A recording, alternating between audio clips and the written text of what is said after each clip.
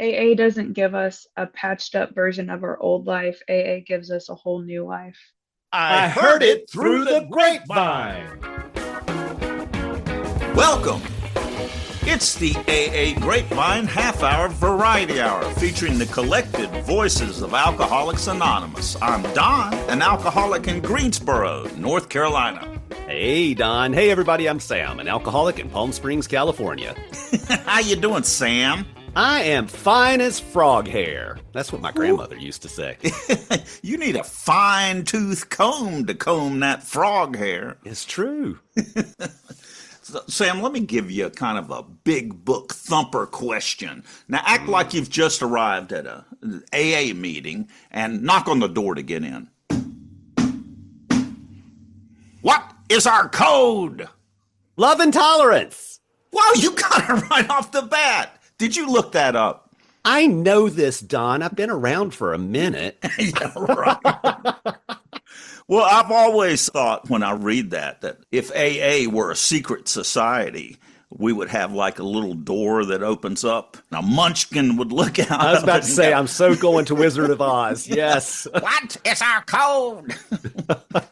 Love and tolerance. Okay, you can come in.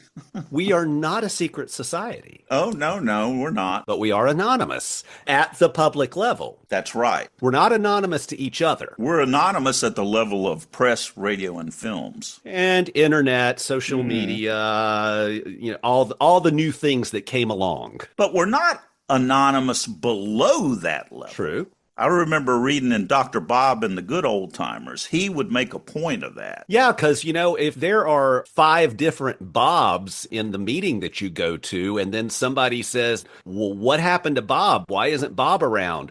Nobody knows how to look up who Bob is unless they know his name is Bob Smith. Or Bob S. Well, no, Bob Smith. It needs to be Bob Smith inside of the meeting. Yeah, because, I need to be connected with people in my circles of recovery so that they know who I am and I know who they are, and we can help connect each other with other people in recovery. And then we also want to be known in our community so that if somebody reaches out for help, people know who to reach for. So, for example, I happened to go to a Quaker meeting, and I've had a conversation with the new minister. I'm in Alcoholics Anonymous. If anybody reaches out, I'm here. Give them my number. And that is maintaining our anonymity below the public level. That's right. But there's a whole world of misunderstanding about that word. There is. How about let's make a Hot Topic episode? Anonymity. Anonymity. Namana.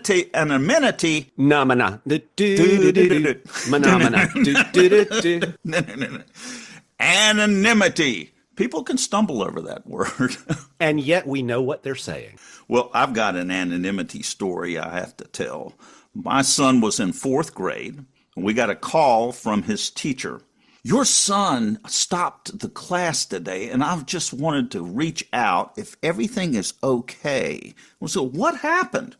Well, we were talking about what your father does for a living. His friend stood up and began telling about his father, and your son jumped up and stopped the class and said, "No, you can't speak. No speaking." He would not let him talk. He knew the guy's father was in AA. My son had incorporated that we are anonymous and it's secret. And so he stopped the class to keep him from telling. He shut down the whole class. Wow. That's the first time I've ever heard that story, Don, which is really kind of cool considering how long you and I have known each other. Yeah. I said, no, it's okay. I'm in Alcoholics Anonymous. And he's taken the anonymous part of Alcoholics Anonymous very seriously. No talking, but we can talk about it here. And we've got 2 guests today. We do. We have Kelsey W. in Collinsville, Illinois, and Julie R. in Raleigh, North Carolina. But first, the news.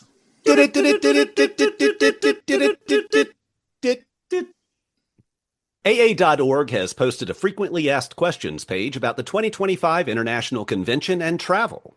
It's in Vancouver, Canada, July 3rd through the 6th, 2025. The page provides information on everything about the convention, including travel restrictions and where to get help. Go to AA.org and search International Convention FAQ.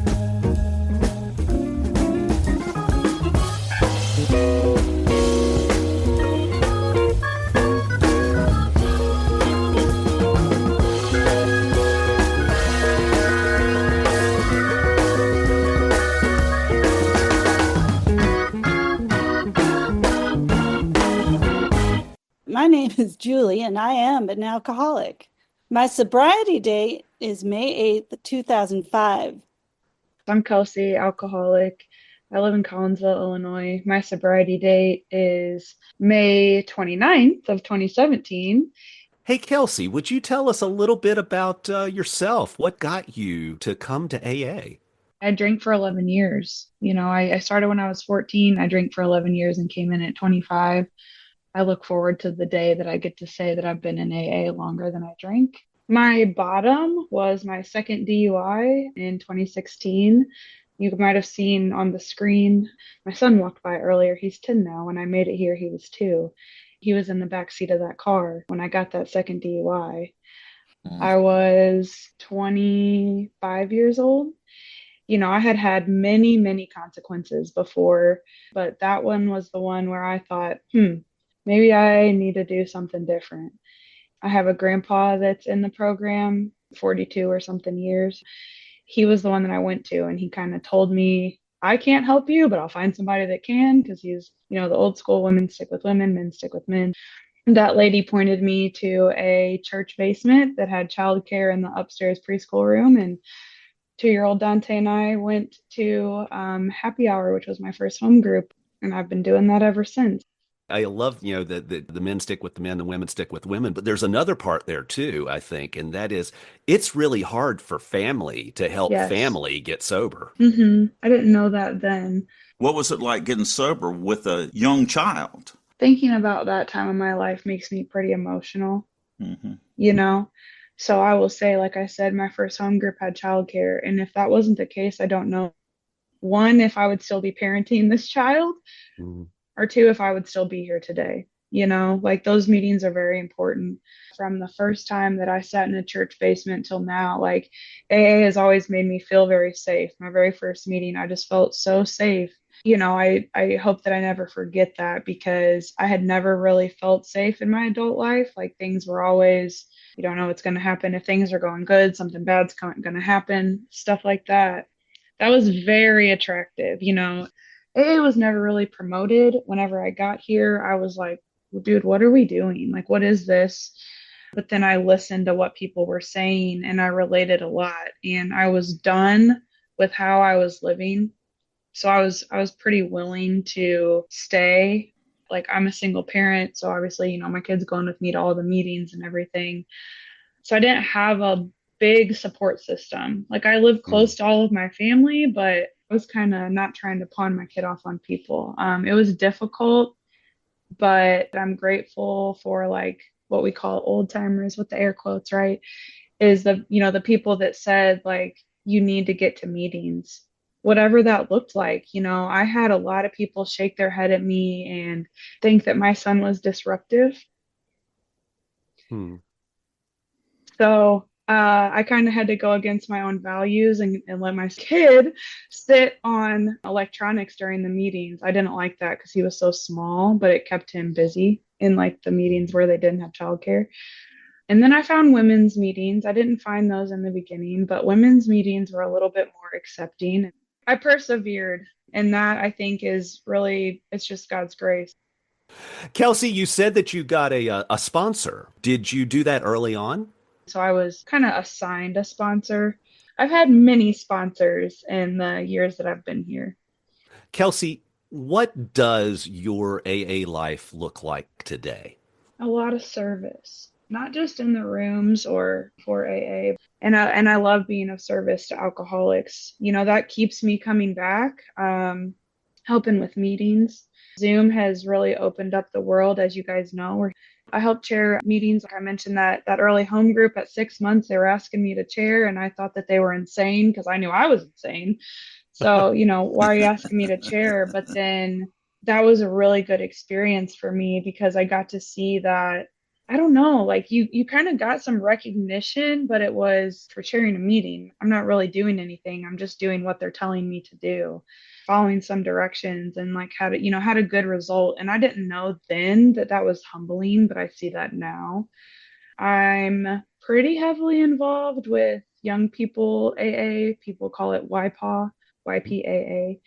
That journey started for me in 2022. I live in more of a rural area, kind of like a burb of St. Louis, and it wasn't very common. I went to my first conference in 2022, and I've been of service to YPAA committees since then. It's pretty amazing, and it keeps me involved. I mean, I sponsor someone that came in when she was 17. To see those people stick and stay, because I wish I got sober at 17. I Yeah. probably would have saved a lot of money. So you've been sober for a while now and you're still going to AA.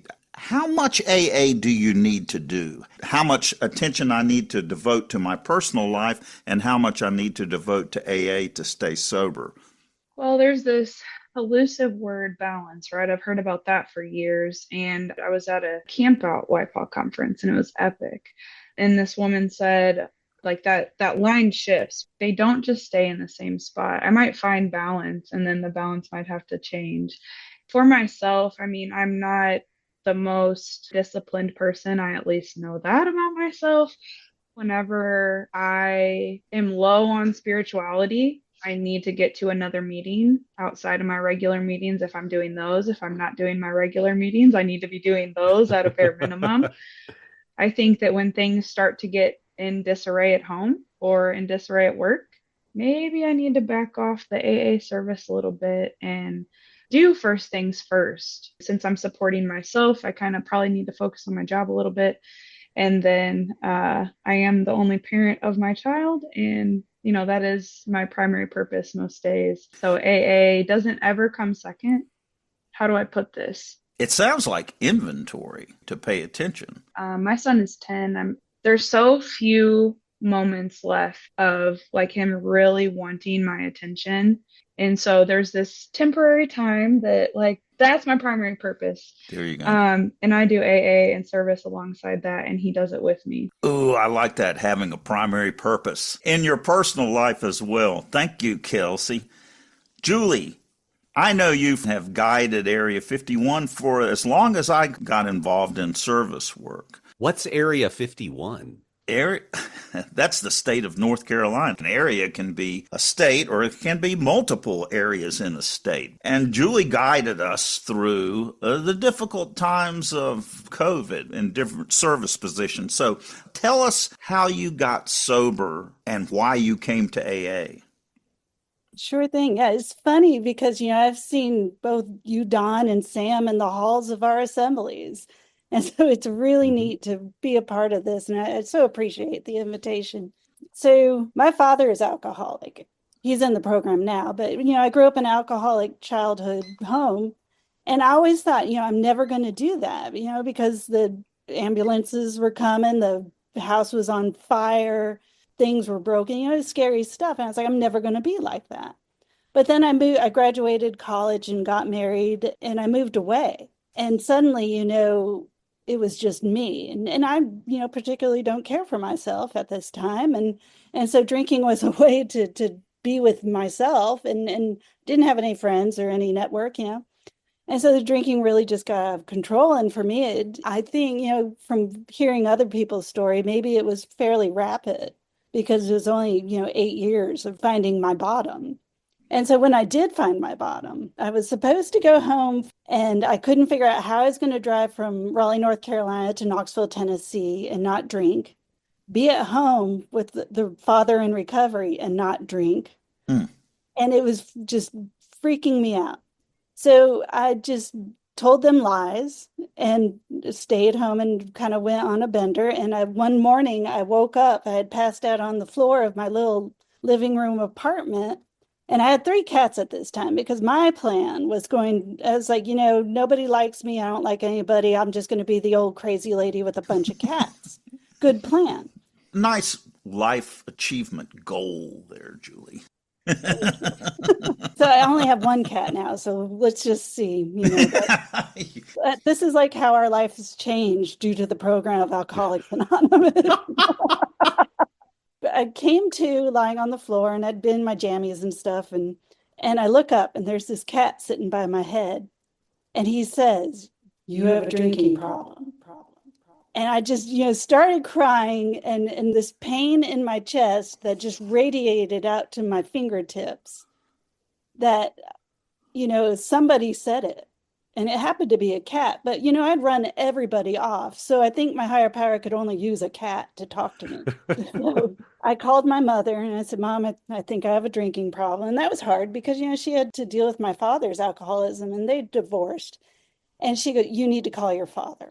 And I was like, "Oh no, because he's going to know what to do."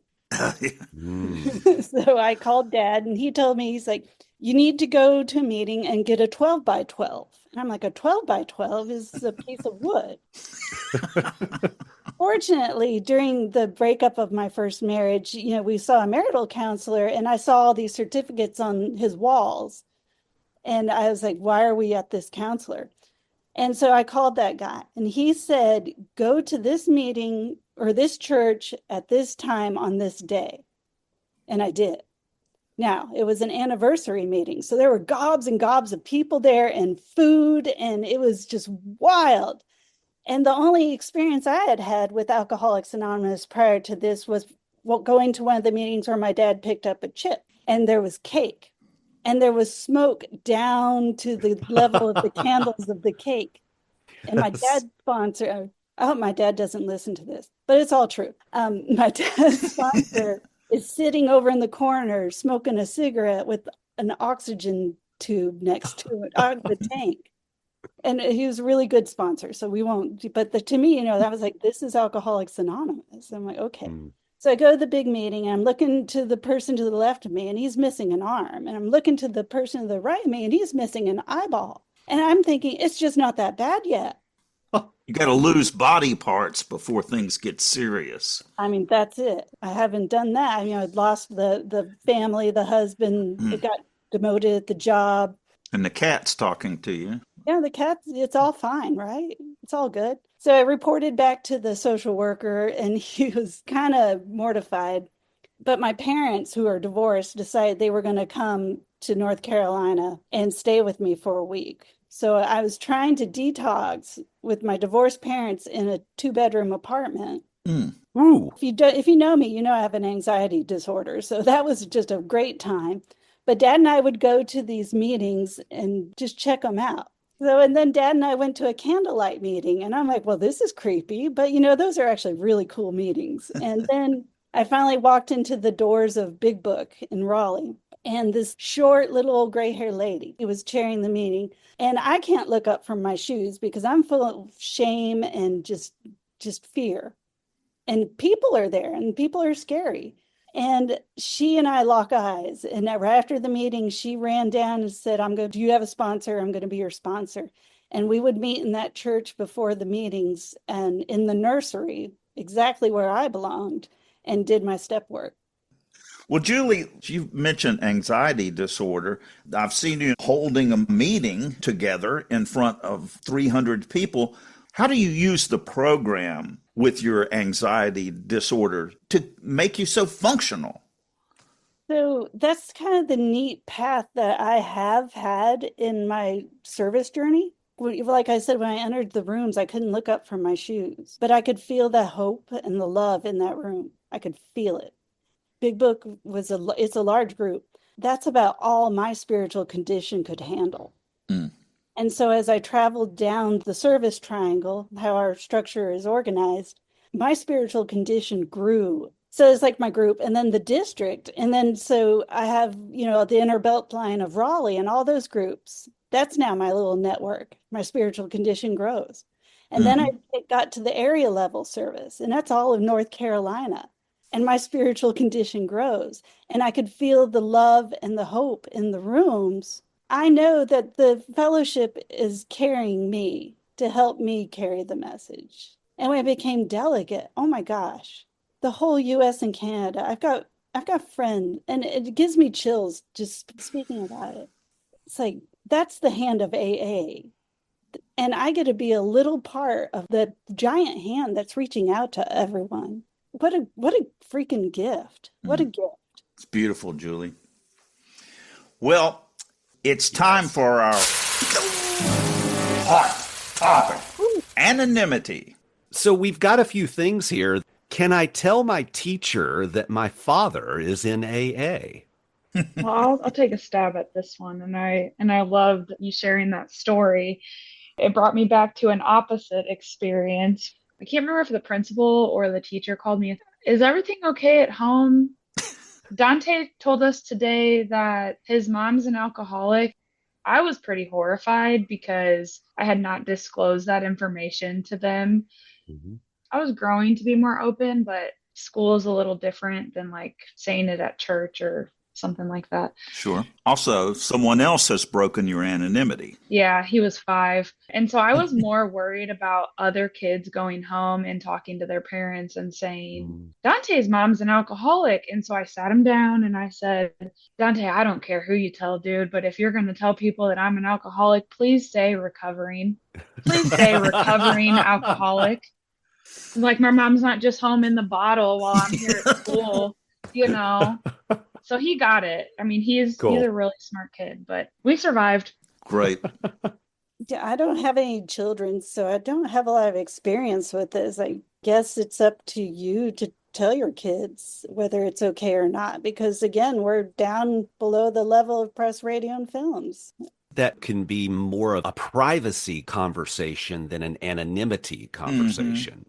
Let me ask you this. Should I use my last name on the internet? On social media, posting on websites, commenting on wherever out on the web where I can't control who's seeing what's being posted. Should I use my last name and talk about my recovery or my membership in AA?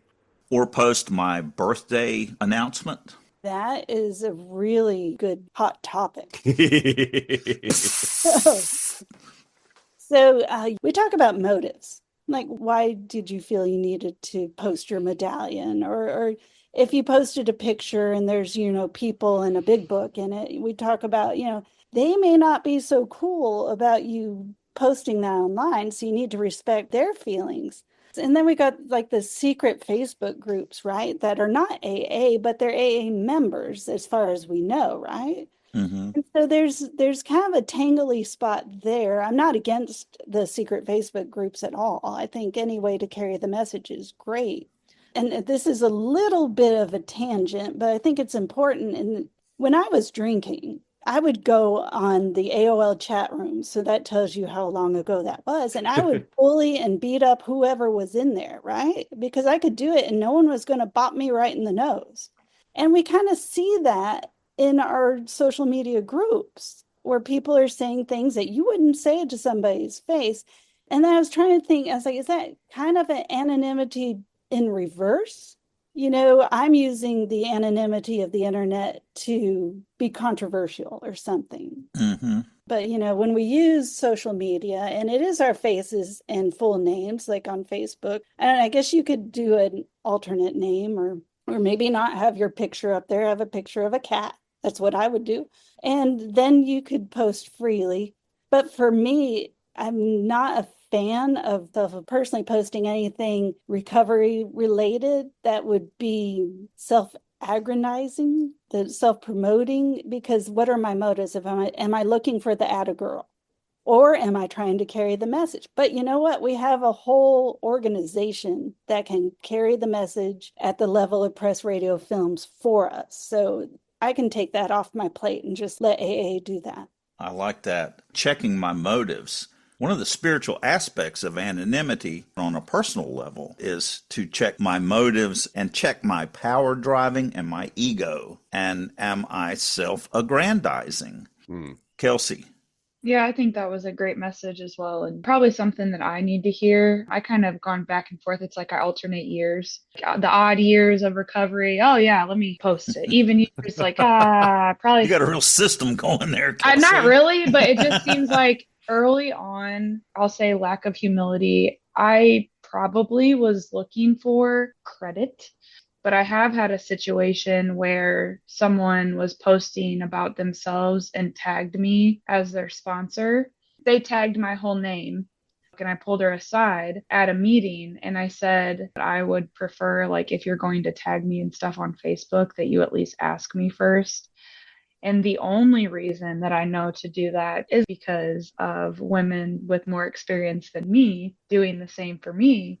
I would have never thought about posting photos from a fish fry and saying, like, these are all my homies, that I may be breaking someone's anonymity. So Right. now I've grown up a little bit in this program and Hmm. I post way less. Like, I just keep the photos for myself, or I might share them via text with, someone that would be interested to see this great photo of me and all my homies. The other thing that I'm thinking about is we do record speaker meetings and we post those recordings. That website is public. So I've kind of heard people push and pull with that, but it is not using last names. And it's audio. Yeah, I think that it's a great way to carry the message because we're not putting our face out there or anything, but it is public on the internet. And I believe that it aligns with the traditions and anonymity. I'm okay with it in that area. I agree with that one. Yeah. So many people have had their lives saved from speaker tapes. Hmm. Hmm. Don, you reminded me of when we were shutting down and we had to go to Zoom. And I was area chair, and I got emails and concerns about Zoom. There's people's faces on screens, and then they're listing their full names. And it's because it's on a computer screen. And I'm like, Right. well, no, it's a meeting. So just, So there is something that I want to share. We've got an advanced program guide for the International Convention. A section in here says anonymity and the International Convention.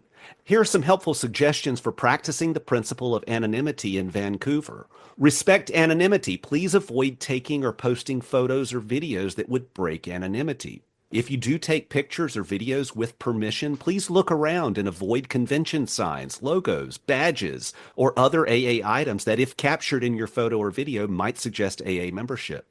It's one of those things that we've even had a conversation as hosts of the podcast, all of us going to be present at the convention, about what are we going to do about photographs? Because on multiple levels, that's not cool. It starts elevating us as celebrities in AA. There's that. But it's also the fact that once that photo gets out and you get tagged as so and so in Alcoholics Anonymous, there's no pulling that back. oh, I had an idea of International Convention Zorro masks. That could work. Problem solved. Well, this brings us to what is the value of anonymity? Why do we have the principle of anonymity in AA? Some people argue this is really rigid and old-fashioned, and I can help more people if I share who I am and that I'm in recovery publicly. How do you respond to that, Julie? Well, there are 2 points to that tradition. The first point is the anonymity below the level of press, radio, and films. And that's where I am responsible to not be anonymous. Yeah, I can have as much privacy as I want, but in the rooms, I shouldn't be anonymous. And you talked about Dr. Bob, and I have that statement somewhere. I'll pull it up. I think the quote that you may be referring to, Julie, is the AA who hides his identity from his fellow AAs by using only a given name violates the tradition as much as the AA who permits his name to appear in the press in connection with matter pertaining to AA. Yep, that's it. We need to be known to each other and by each other. And then, the second point is at the level of press, radio, films. And for me, that is all about humility. I'm doing the work of AA. I'm carrying the message to the next sick and suffering alcoholic because that's what keeps me in the middle. So really, it's selfish. I love AA history, so I read a lot of books, and it made me think about Marty. She was like the most known woman of AA First Women. And, she was out there talking to everybody. And she founded the National Council on Alcoholism and Drug Addiction. And she would always, in the public level, say, I'm Marty and I am a member of Alcoholics Anonymous. I would think Bill was probably just not having a good time with her out there doing that when he really wanted to, but she did it and it didn't break AA. So I don't know. Interesting. I think that that's one of the most powerful phrases that we've got. I don't know. Let's explore it. Let's talk about it. Kelsey, what's your response to the principle of anonymity? Why we have it and need to continue? I loved that when Julie touched on the 12 and 12 is a piece of wood. I think that all of that tried and true experience and all those questions that Bill and the others had, it's all written down there. Because I always think that I have all these grandiose ideas as an alcoholic, and then reading the traditions and the 12 and 12 tells me that, yeah, we tried that already and it didn't go well. The principle of anonymity, it's how AA has survived. Yeah, I have a little bit more humility if I don't need to go shout it from the rooftops and post all my pictures from the International Convention all over Facebook, right? Thank you both for being here. This is a good discussion. And I think that we could probably just continue having a conversation about this on and on, but instead... Folks, we want to hear your thoughts on anonymity. Call 212-870-3418 and leave us a message. You can also find the number at aagrapevine.org. Click the podcast button up top. Julie, Kelsey, thank you so much for jumping in on our Hot Topic. Thank you for the invitation. It's my pleasure. Thank you, guys.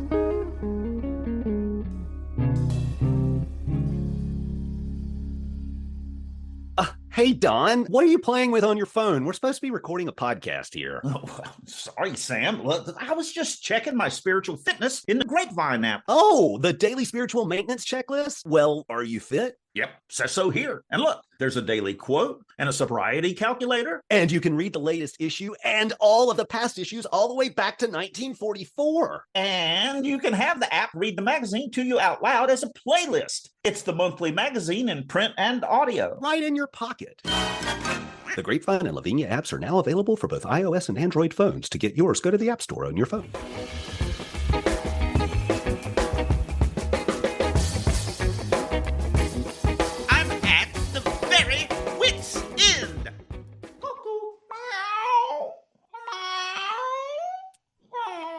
A drunk hated his wife's cat and decided to get rid of it by driving it 20 blocks from his home and leaving it at the park. But as he was getting home, the cat was walking up the driveway.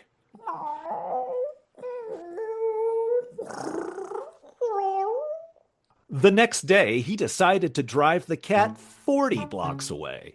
He let it out of the car and headed home. Driving back up his driveway, there was the cat.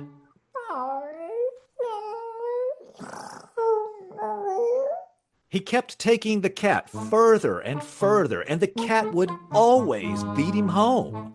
At last, he decided to drive a few miles away, turn right, then left, past the bridge, then right again, and another right until he reached what he thought was a safe distance from his home, and he left the cat there. Hours later, the man called home to his wife. Honey, is the cat there? Yes. Why do you ask? Put the cat on the phone. I'm drunk, I'm lost, and I need directions.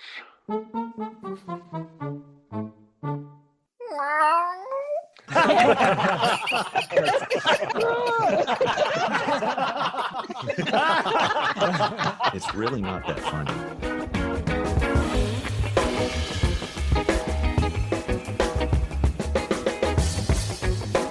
Thanks for joining us. The AA Grapevine Half Hour Variety Hour is posted every Monday and is produced by AA Grapevine, Inc. We don't speak for AA as a whole. We share the experience, strength, and hope of members to help others recover from alcoholism. All things Grapevine are available at aagrapevine.org. including our app and how to get in touch with us. Find us on Instagram and YouTube. If you want to know more about AA, visit aa.org or search online for Alcoholics Anonymous and your city.